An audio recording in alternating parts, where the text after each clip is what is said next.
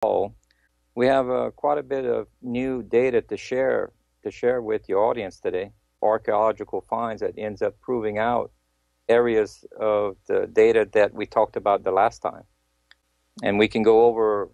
I just want to tell the audience who knows about my work that many astronomers that we were working together looking for this object, seeing if it may line up with a date that we were concerned about March 25th, 26th. There is no sighting of it. The only thing that's claimed out there on the internet is lens flares and sundogs that are not a planet. Whenever a planet actually will show up, there's 2 to 3 million amateur astronomers that can put a telescope on and give you great detailed surface images of it, if it would, whenever it does come around for us to see it. Sigh of Mr. Relief that nothing will happen this March or April as far as this planet involved. Yeah. We may see war and economic collapse coming up this next year. It seems like it's pretty imminent, and that is two of the major hallmarks that the Bible says we have to see before the planet comes. CO3 is economic collapse. CO4 is war, famine, and pestilences, plural. CO5 is a peace agreement before the first meteor shower. It seemed like those seem to be imminent, especially for this next year. So we will keep looking. I believe you'll get a shout out when it does appear. Mm-hmm. Now, when you're talking about this next year, you're talking about this one. You're talking about 2016. Right. From on a Hebrew year, it's either it's from Passover to Passover. Mm-hmm. Really, it's a like March April scenario to the next March April, which the month of Passover happens to be the exit area of this planet, as far as throughout history has shown us. And so we have a pretty good layout of its orbital path because of the great help that the Chinese and the Japanese and the Korean astronomers gave us, that we're able to plot a segment of its course, and that gave us the rest of the orbit, which is closer to 360. It does have a erratic orbit. It is not a stable orbit because it depends on what it's bumping into, because it's on many, well, at least Earth's planetary planes, where that also happens to line up with some of the past planets and debris fields. And that affects its orbit, whether it passes close to other planets or whichever. That causes a change in the time frame of its orbit. Gil, what holds this thing in its orbit? There's if you want to call it, for lack of a better word, like a magnetic trough. Same thing that holds Earth in its orbital trough. We can see evidence of that. Remember, it's not gravity that rules the universe. That was a assumption that the astronomers had, or theory, which was never really proved out. And the physicists came out with their own theory that the universe was electromagnetic in nature, which is many magnitudes stronger than gravity. And just recently, I can even play you a minute-long video that proves out this theory. When comet Siding Springs flew by Mars, it made a electrical discharge against the planet when the tail crossed over to the planet, because the tail of a comet is not ice particles. The physicists said that would be plasma, and it proved out. You had lightning or a huge jolt to the planet Mars that you could see. We have evidence on Earth of one of these plasma strikes. It's called the Eye of the Sahara. It's 30 miles across. Now, just think of a lightning bolt that's 30 miles across. Wow. Whoa. Scientists have proved that this is not a meteor crater because it's not concave. Matter of fact, you have a slide in your the file that I sent you. The scientists proved that this circular formation with multiple rings, eccentric rings coming in towards the center, was not a meteor crater because it doesn't have the material associated with a meteor crater, and it's flat. It's not concave. It actually dissolved part of that mountain away I think it's around, I think it's over 100 feet, maybe 300 feet of the mountain was dissolved by this plasma strike. You can hear stories of such a thing, the Greek mythology, where they talk about Zeus throwing lightning bolts that dissolve mountains. Well, we have an actual case here that it happened, which is actually this planet that's been called Zeus and Jupiter, Baal, multiple ancient pagan gods. This was this planet that passed by. It's called the Mr. Destroyer. It's a real object. The data points to a very real object, thanks to the Asian astronomers. All right, I know this has been discussed before, but is there anything in the historical record that you've been able to determine where this thing did cause problems before, perhaps, back in the BC days? Well, we're only to 2016 now, but you say it's a 360-year course rather than a 3600. Has this thing wreaked a bit of havoc at some time? Oh, yes. There's 14 documented events in the biblical records, another 5 or 6 secular records that we can find.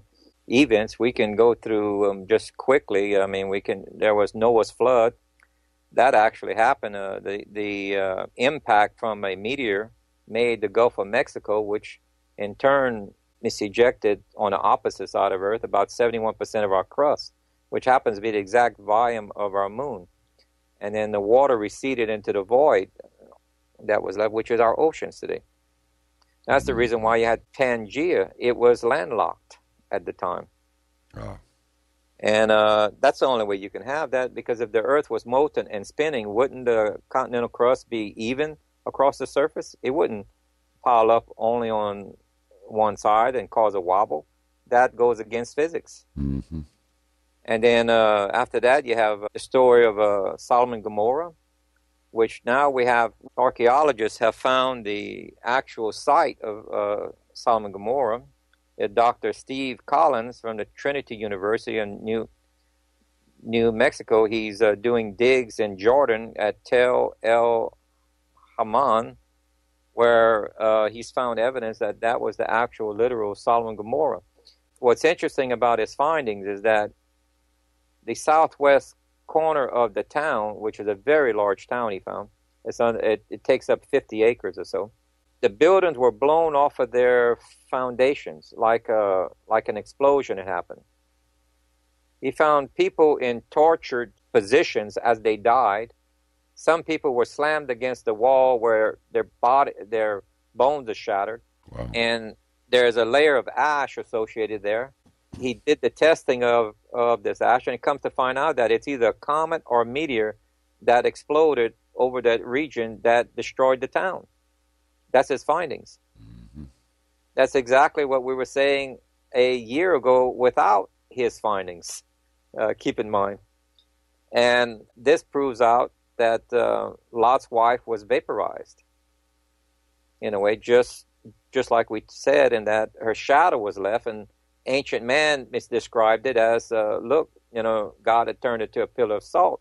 But that's not God speaking. That's the description of man trying to put words to what they see. That happened at the same time as the Tower of Babel, which we also have a new archaeological find on that also. There's this tablet that they found with basically 3 suns on the top of it. They were 3 brightly same-size objects. 2 of them were identified, one as the sun and one as the moon, but what's the third one? For it to have the same reference in size, you're looking at another planet of some type, which we date that this is the same time as Sodom and Gomorrah, as that this planet was passing by that caused the destruction, which the ancient Jewish writings state that the top of the tower was burned by fire. Well, how do you burn fired brick? It was a meteor shower that destroyed the top of it, and then it says the base sank, which is liquefaction, because of the earthquake, and just the center of it, the middle of it, is here still showing today, and you can see it south of the ancient city of Babel, and so that shows us clear archaeological evidence as they were trying to document this throughout. Then after that, it was Joseph of Egypt, which we talked about on the last show about the Niebuhr disc. It's the oldest artifact found in Europe that shows a arrangement of stars and planets. And when we go back and date that correctly, it brings us to the exact date and year that the mid of the 7-year drought of Joseph of Egypt. And it shows that the sun is in an eclipse mode, but the moon is in a crescent shape. That points out to you that the moon is not involved with this eclipse of the sun, because you can't see the stars unless the sun is blotted out. And so it's actually clearly showing us a third object is involved that they weren't aware of at the time. Amazing. Yes. That's amazing. I'm just listening. You just keep going. This is like a fireside chat, only better. Yeah. Now, recently they found ancient cities, 120 meters. That's like 395 feet below the Gulf of Mexico on the western side of Cuba. And scientists or archaeologists are confused. How could a civilization be so deep underneath the water, because they have no records that the ocean or the Gulf was that low? And what civilization is it? They're not sure of. Well, if you go back and piece together what we stated in the last program, which I have some slides there, showing where Cuba used to be attached to the northern part of South America, then you can see that these cultures is part of the South American, or the Aztecs or Mayans, or one of these ancient cultures that used to be at the top of South America, because the western part of Cuba was attached to South America, according to our data here on what we were drawing in the past there. So yeah, they're going to come to a conclusion that they have a hard time piecing together, because they're not looking at the Gulf of Mexico as a meteor impact. One of the other interesting things is, remember that I was talking about Sodom and Gomorrah, that professor, Stephen Collins, he found the entrance, Sodom and Gomorrah, where those two angels had walked through, and where Lot had met the two angels. One of the other interesting things he found was, this is the first time in archaeology they found two male homosexuals that died together in a bed. Either they were in the middle of an act that misidentifies them as that, but they were able to find the skeletons in this same dig that they were doing, confirming again what the Bible was indicating. And so let me ask you this. How much wiggle room is there? You've already said that it looks like some pretty catastrophic events of one kind or another, whether it's social or epidemiological or financial, might occur over the course of this Passover to Passover year. But what kind of tolerance, what kind of wiggle room do we have in there for fixing a date? It could be a year off, could be 2 years off, could be 5, I guess. Scientifically, well, I'll give you two areas. If it's scientifically we're talking about, if a person can predict a comet or a meteor to come back without even seeing it yet, within 10 to 20 year range, that would be hitting the bullseye in scientific terms. And I give a date from 2013 to slightly past, all the way up to 2030, as being a scientific window of where it might return, the most likely time frame, if it kept a semi-normal orbit, okay, because it depends on what it runs into, because there's a lot of debris when it's on a planetary plane. Mm-hmm. Now, biblically, the biblical narrative narrows this considerably. It says all is fulfilled before the generation that saw Israel formed, all of this will be completed.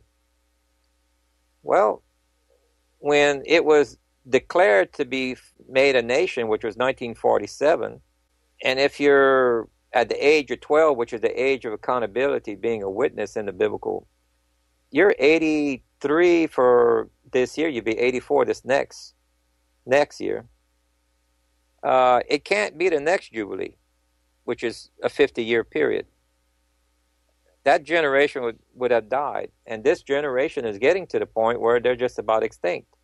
If it goes another 10 or 15 years, they'll be gone. But it goes on to clarify even more. Now, we take the story of Jacob. He says, this is going to be the trouble of Jacob. Well, we go look at it. Jacob worked for 7 years. Then he was tricked by a bride he didn't know nothing about. Then he had to work another 7. But if you throw in the Jubilees year, as well as the Sabbath years and stuff, there may be a law that we might have missed. There's a law that says that you're not supposed to have sex, basically, on a Sabbath day. It doesn't say Sabbath day, it says Sabbath. Well, we tend to refer that to only the Sabbath day now in modern days. But suppose that meant also the Sabbath years. Well, both Sabbath year and a Jubilee are considered a Sabbath. Therefore, a marriage can't be consummated on those years. You have to wait to the beginning of the next year. We have one more year. If this is the Jubilee, which I can't 100% confirm, but it seemed like the rabbis are convinced, and many other people, that we may have one more year. In other words, I don't think we have a 10-year window as a wiggle room, biblically. Yeah.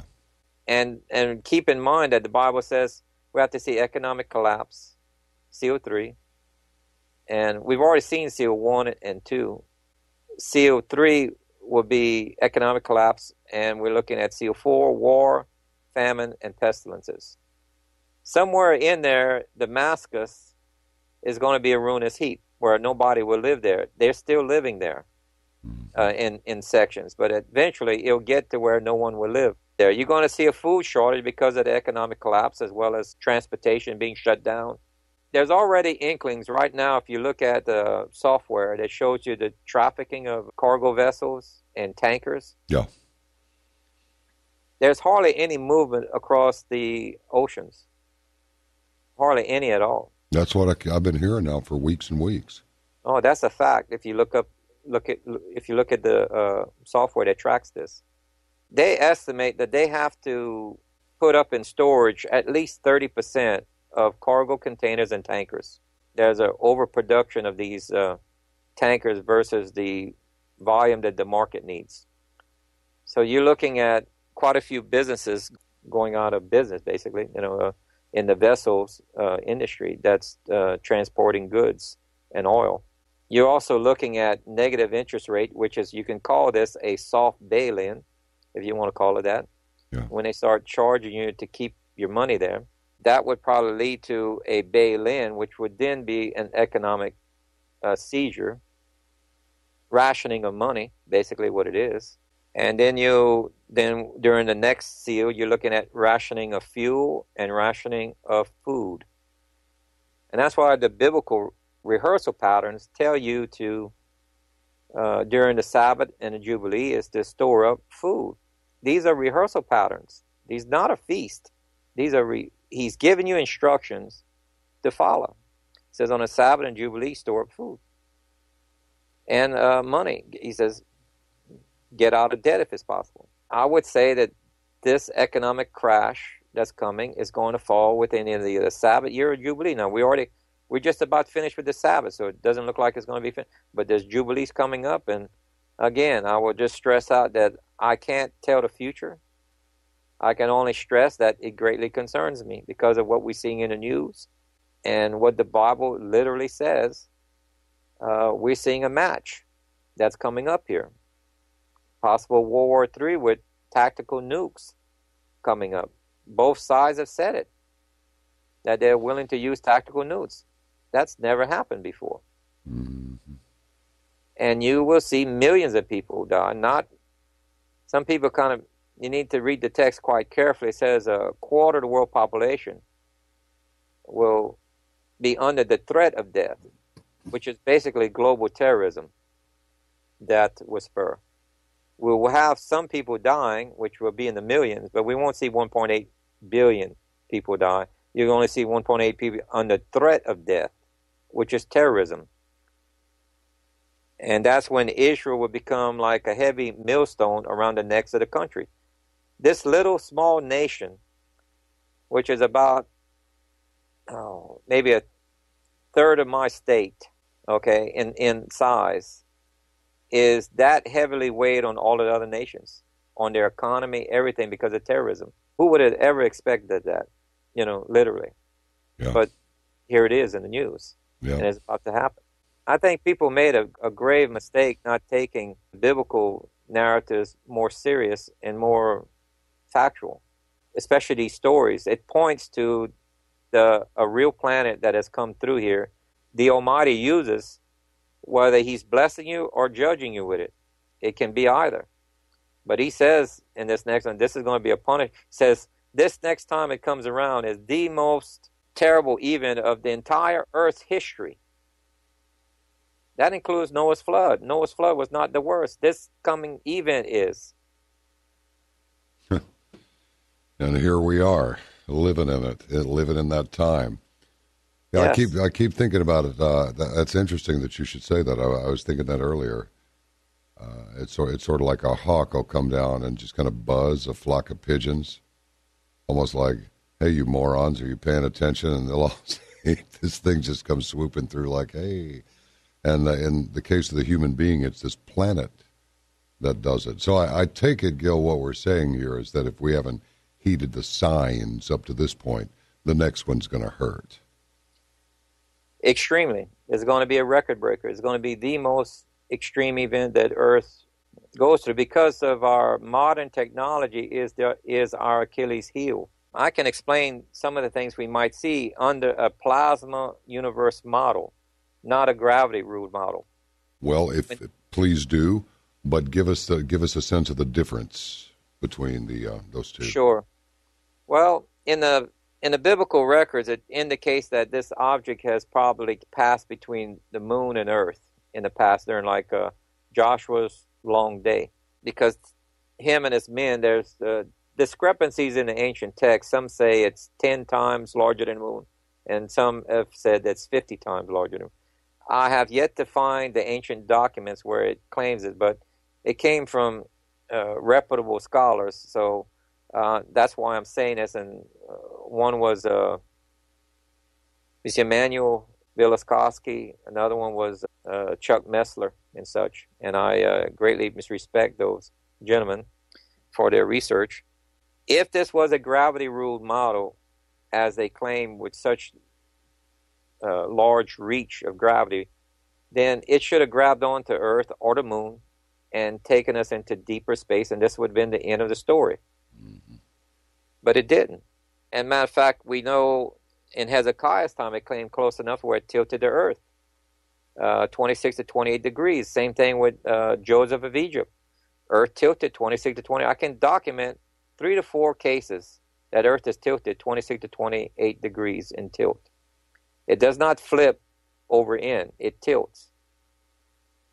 And it comes back very close to its original position, up to anywhere between 4 to 7 degrees. And that can only happen with a plasma universe-ruled model, because the limit of gravity for a planet would be considered the Roche limit, which is roughly 1.5 times radius, would be the limit of its reach for its gravity. The rest of that is electromagnetic. So Earth is tilting because of just like two opposite poles on a magnet are attracting. Well, that's what causes the tilt. The two magnets are tilting towards each other. And that causes a 26, 28 degree tilt. Another thing that proves this out is like what I was saying, that model that took place. If you have time, I can show you that video. That I can share the screen. That'd be great. Let's do it. All right. Let's. Astronomy and physicist. The physicists made a prediction just recently that when comet Siding Springs passed near Mars, that if their theory that the comet tail was plasma, there'd be electrical discharge between the comet and Mars, and that's what we observed. Observation like that is science-based. I looked into comet Siding Springs passing by Mars that would confirm this theory. NASA was providing a live feed during its arrival back in October 2014 of this encounter between the two bodies. When it got a little too close, NASA cut the feed to this much further out angle. As you can see, this image is not all that great. Fortunately, I was able to find another angle from a different available video, given by another researcher and amateur astronomer, Dr. Fritz Hemrich, a professor of medical sociology. He was located near on Mount Tide National Park, Tenerife, Spain. He was able to record this interaction between Siding Springs and Mars. What you're seeing is Mars light up like the sun after comet Siding Springs' tail passes by, almost like that of an electromagnetic pulse. There was no major news media that covered this interaction. The only and closest article that I could find was given out by CNN titled, "Comet Siding Spring Buzzes Mars, but NASA orbiters and rovers are safe." Nothing else was talked about. Because our present models, using the physicist's model of electric universe and the plasma tail, proves out scientifically the events in many of the stories of the Bible. Only a plasma model works. The gravity model does not work. So if we would have tried to do these equations 15 years ago, we would. All right, John, were you able to hear? Were you able to hear that? Yeah, that's extremely interesting. Ooh. And NASA's always cutting the feed, aren't they? Yes, isn't that interesting? Yeah, all the time. Well, that's the whole thing. Something interesting shows up within view of the lens, and let's cut the feed. That's too interesting. The people. I mean, what do you figure the deal is there? Seriously, is the easy one is they're afraid that it will panic the citizens of Earth. I don't think it will panic the citizens of Earth personally. So I mean, why cover this up? Well, it probably won't panic you and I because we're more or less level-headed on thinking, and we can think ahead. But that's not exactly the average public. If you ever been into a bad situation, some of them do panic. You've seen riots and looters. Oh yeah. But it doesn't happen across the board. But it does happen to a small group. I suppose that's true. Yeah. I guess it really depends on your education level of this type of event. Well, outside of prayer, I'm thinking there's not much preparation to be done for such an event because we don't really know how bad it's going to be or what all it's going to affect. I mean, don't you find? Actually, if you understand the physics a little bit, you can understand it. And when you read the biblical accounts, the scriptural accounts, it lines up with the physics. In other words, like when Earth starts to enter the plasma tail, of course we'll have an eclipse. Then the sun is blocked because the tail points opposite of the sun. When that plasma hits the magnetic field of the Earth, you're going to see the aurora of the north and south go all the way to the equator, and it'll be very bold colors. It's going to be very thick, and it's going to sound like a trumpet. When the aurora is super active, it actually sounds like a trumpet, which is kind of interesting that the Bible even talks about that.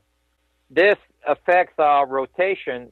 It slows us down by 12 hours, exactly what took place in Joshua's long day. Earth will experience again a slowing down of 12 hours. Now the target zone, the astronomers will predict that they're going to use a gravity model, and they're going to predict that the Earth will be impacted by meteors on Europe, Africa, and Asia, and the Middle East area. Mm-hmm. But the biblical gives you a clear description. It says 1/3 of grass, trees, and then later it says rivers, 1/3. Well, they just describe continental crust. Well, what half of the Earth is 1/3 of continental? That's North and South America. So after a 12-hour delay, the target zone changes, which this happens to be the false miracle of the Antichrist. This is the miracle that, because all the scientists of the world will predict the Middle East being hit, and especially the Muslims going to be trapped in their country because nobody will give them a visa because of the terrorist activities that took place in Seal 4.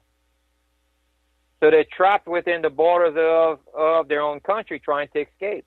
Then here comes this Mahdi, or false anti-Messiah, will make this false miracle and say that he will slow down the earth by 12 hours and have fire fall on their enemy. And it matches our scripture for the Antichrist. When Earth tilts, you need to be near the pivot point. I think I have that in the pictures that I provided for you. Knowing where the pivot point is one of the ways to survive this. Because if you're 90 degrees from the pivot point of the tilt, if you're on open water, you could have as high as 300-mile-an-hour winds. If you have some terrain blocking, it'd probably be around 150-mile-an-hour winds. Well, if you ever been in a hurricane at 150-mile-an-hour winds, trees don't stay in the ground. No, your face doesn't really stay on your skull. Exactly. So if you're in an F5 tornado, that develops 300-mile-an-hour winds, and grass doesn't even stay in the ground. Yeah. When Earth, it takes 6 hours to have the tilt happen, and you're looking at about 1,800 miles of movement, and that roughly calculates to about 300-mile-an-hour winds, but you have the ground terrain that kind of gives you a little drag. So on land, you're looking at about 150, but on open water, you're looking at some serious waves and winds. So to be at the pivot point of the tilt is helps to survive this. And that'll be around the Middle East, Southern Europe region, where the winds will be a lot calmer. And this is during the time that the Messiah, the first taking away, happens. And he picks up this small group of people, it says a remnant, and he brings them to a place of safety, where they're in that place of safety for 3.5 years.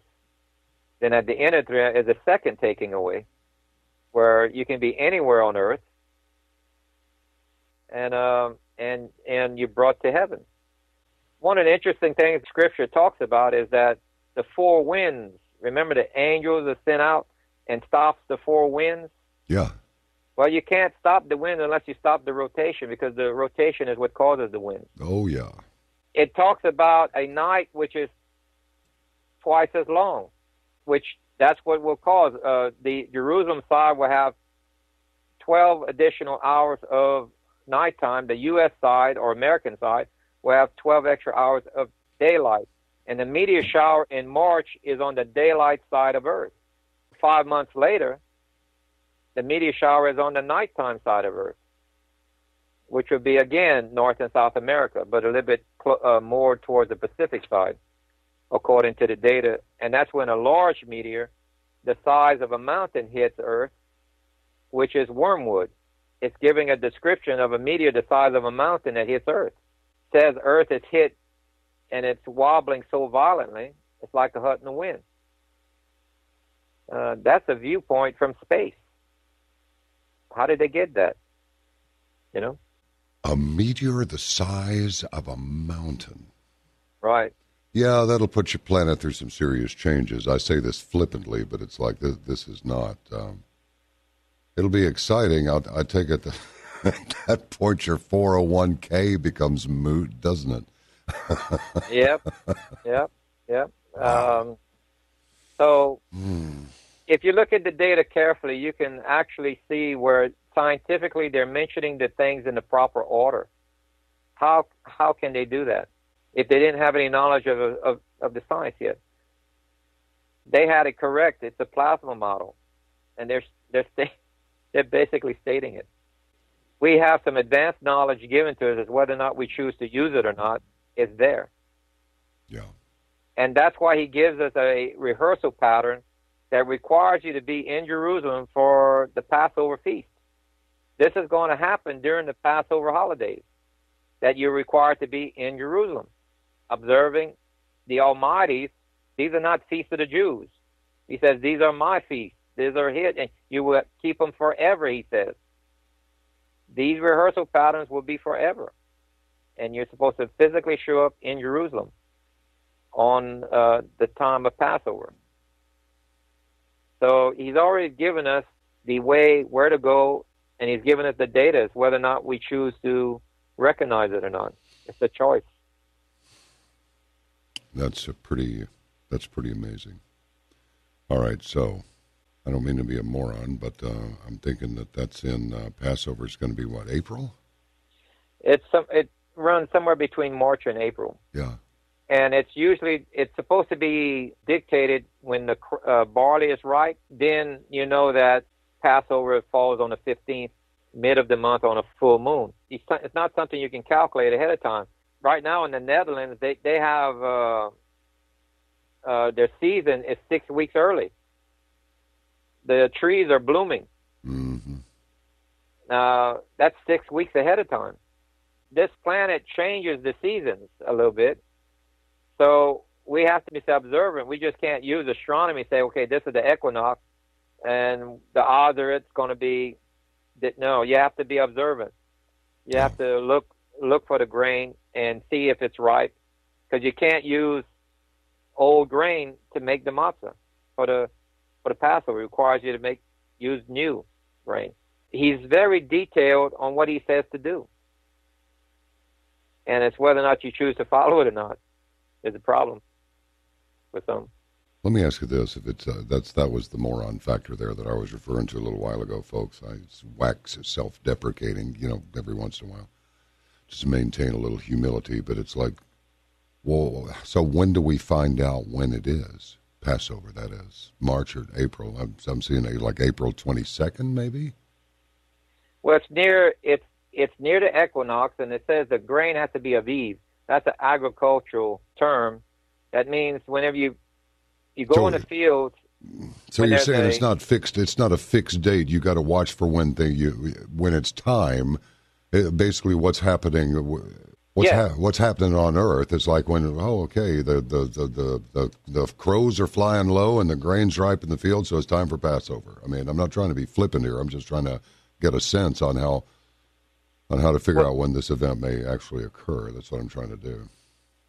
Revelation is clear. It tells you what to look for. First, you have to look for economic collapse. And he already told you to get out of debt during the Sabbath year and a Jubilee year. Then he says there will be war, famine, and pestilences. Okay? Then there's going to be a peace agreement. Then it's going to be around Passover, because all of the data we have, this is where it exits. Exits around the month of Passover, which falls in between March and April. Yeah. It's usually by the equinox. You look for a first sliver of light on the moon, and you check the grain. The grain should be the consistency of dough. Whenever you parch it over fire, if it's too much liquid, it will vaporize into powder. If it's the consistency of dough type, it will harden into a grain. Therefore, you'll have ripe grain 15 days later for Passover. And that's how you know the beginning of a year is when you see the first sliver of the moon, and the grain is aviv, they call that. Yeah. And you have to it's a physical act. You have to observe it. It's called the watchers, the watchmen on the wall. Mm-hmm. You have to look for signs of economic collapse and war. You also have to look for the grain, because the seasons are going to change. And then you're going to have a 40-day warning, like the governments are going to tell the world that there's a threat. They're already leaking information that it's possible that there's a planet. Yeah. They used to, look at the amount of meteors coming in. We've never seen this before. the amount of streaming meteors coming in, Yeah. whether it's crossing our atmosphere or whether it's hitting Well, the Earth. I don't mean to keep cutting you off. You got me excited here. But look, when is Passover in 2016? Okay, the holiday of Pesach, or Passover is an annual, okay, we know what it is. 15th day of the Jewish calendar of Nisan, which derives its name from the passing over the homes of the Israelite slaves during the 10th plague. Begins in the evening at sundown prior to the first day of the festival. And it appears, I mean, Friday, April 22nd is what they're saying here in this almanac thing. When the second temple got destroyed, the high priest called Hilia changed it from a lunar calendar to a mathematical calendar, which he adopted from the Arabs. They were using a mathematical equation to figure out when the year starts. They are not allowed to switch back to a lunar, even though they're in the land. They're not allowed to disavow a high priest command unless another high priest says so. And they can't have another high priest unless they build the temple. So by the time they build the temple, they're too late for this event. They were never supposed to change the calendar. So it's a lunar calendar, and you go by what the biblical records tell you on how to predict the year, the beginning of the year. It's fluid. It's not fixed. You have to be observant. It's the same thing with this planet. Under normal conditions, we should have seen it 16 years ahead of time before it ever reaches us. Yeah. Because when it reaches Neptune's orbit, it's roughly twice the size of Neptune. And the model shows that it takes 16 years to reach us on a normal model. Where Pioneer and Voyager probes they saw 24 years before it reaches. So 16 years roughly gives you 2016 or 17, somewhere in there. Mm-hmm. And if you look at the level of earthquake rising, bird kills, tsunamis, volcanoes, droughts, floods, bird and fish deaths, sinkholes, this extreme seasonal change, and the amount of meteors coming in, that's not normal for all of these to be in the extreme range all at the same time. The odds of that are it's impossible. This is clear indication approaching body is nearing. And as it nears, these things get more extreme. The last 100 to 150 days is going to be quite a ride, you see, on Earth. All right, well, Gil, let me ask you this. If you were to be inclined to give people an idea what they should do to prepare for what will possibly be, for some, well, not possibly, it will be for some, the most terrifying event they could possibly imagine. For others, they won't worry about it. Correct. What would you tell them? What would you tell the ones who are destined to be terrified, and maybe they can alter their destiny just a little bit and not be terrified and meet this event, which most certainly has happened in the past, which most certainly will be happening again, so it's inevitable. What do you tell the fearful? Basically, the biblical accounts are scientifically and morally correct. It says for you to store up 1 year of food, get out of debt if it's possible, and when it comes time, when you see the peace agreement, there'll be a recognized period of peace before the signing. Travel to Jerusalem during that time period, because flights will be able to be flying then, because there'll be an semblance of peace. Be in Jerusalem during that time, and you'll see the Antichrist. Whoever gets the glory for the signing of this peace agreement will be the Antichrist. And one more time, the peace agreement will be between around January of whatever year that it's somewhere, either January or February, depending if it's a event in April or March. You have to have it's X amount of, the Bible gives us numbers, but unless we can cite this thing, then I can give you an actual date of its arrival. And probably the internet will be down for the war. You won't get a pre-warning.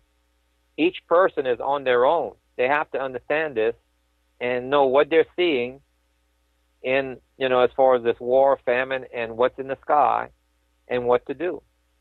All right, and this peace agreement will be to keep things calm between which nations? For global terrorism to stop and whatever little nuclear confrontations in the Middle East to stop. Israel will be forced to give up the West Bank. They'll be forced to. And in one of the old prophets, it says, when Israel changes its border, its hand of protection is removed from them. That opens the door for them to be attacked 3.5 years later and lose. That's the last battle before the Messiah comes back and saves them. But Israel will win this next war against it. It will be rough for most of the countries because of global terrorism. And the only way the countries will have peace is if they go along with pushing Israel into forcing them to give up the land. Be in Israel at that time for Passover. Because the rest of the people who don't believe in the Bible enough, during the time of this passing of the planet, we will see the sign in the heavens, as Revelation talks about. I don't know what that 12th star is going to be. I see nothing in astronomy now past this March 26th. Unless it's a satellite moon, which could be a small object orbiting around this planet, that could be our 12th star, because the word in Hebrew would have been illuminated object, or stars and whatever. It's quite easy to say that because they wouldn't know what it is circling a planet. They didn't have that level of astronomy. Something we're visually going to see from the viewpoint of Jerusalem after a 12-hour delay in Earth's rotation, and that night would be 24 hours. The Messiah will come mid of that night after the first 12 hours. The rest of the population will be underground, asking the rocks to cover them. Only his people that believe in him will stand above ground waiting for him. And he will take that group to a place of safety while the meteor shower is happening on the opposite side of Earth, on the daylight side. You have simultaneous events happening on different sides of the Earth, you see? Wow. It matches the science perfectly whenever you develop the model. And you can't make a story up and predict science that accurate without having prior knowledge of the science. And they didn't have it. Yeah. And they can't get the math right because you have to know orbital mechanics. Can't happen. Just like I said, if we tried to figure out these stories of the Bible 15 years ago using a gravity model, we would have failed. It's only a plasma universe that works. It'll take another 50 years before they change the books. We don't have 50 years. That's why scientists are going to be using the wrong model to warn the public.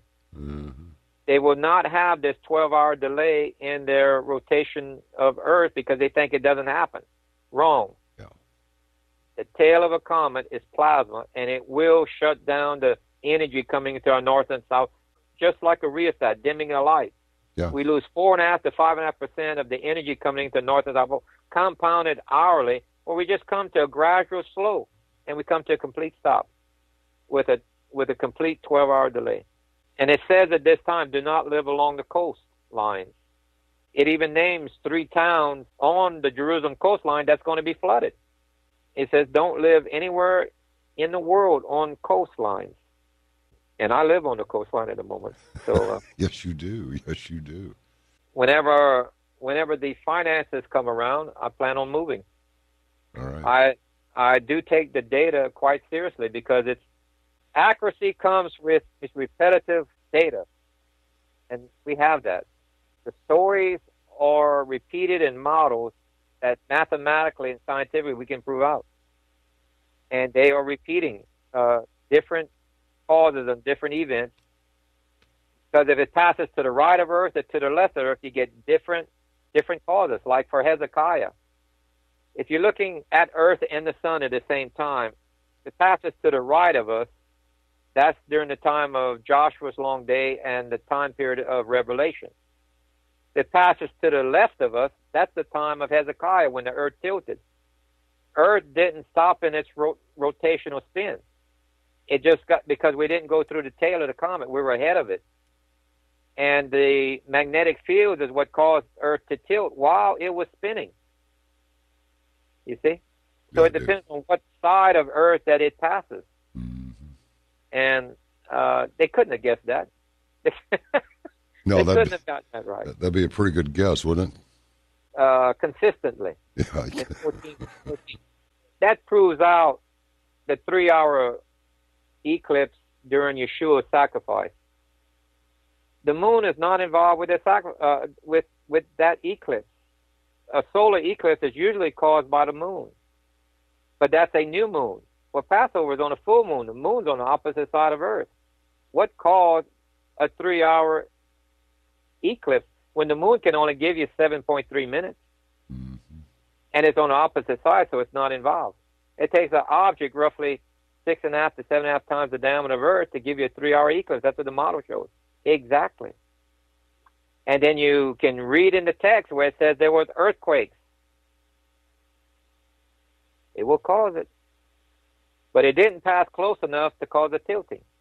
And Earth was ahead of it, so there was no meteor shower. The data is there. The data is there. It's whether or not you use the correct model to prove the data.